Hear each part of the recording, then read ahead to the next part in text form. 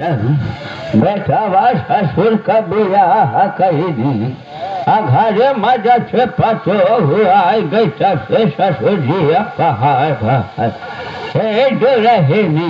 हाँ बुढ़ऊ। अरे मोरे दुल्हनी, अरे बुढ़ाऊ कहा था इसे करे रवा ठंडा हो। हे दुल्हनी हाँ गले का मोरे लगाया, अरे मोरे दुल्हनी, हे दुल्हनी अगर तू हमार बात मान लेबू न, हाँ अगर तू हमार बात मान लेबू हमारे नाम जितना जमीन जायदाद बा, हाँ जितना जमीन जायदाद बा तू सब हम तेरे नाम कह दे।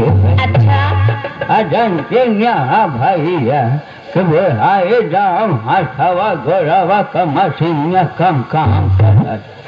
हे दुल्हनी हाँ बुढ़ऊ। तोहरे सभी सहारा भैया हमारा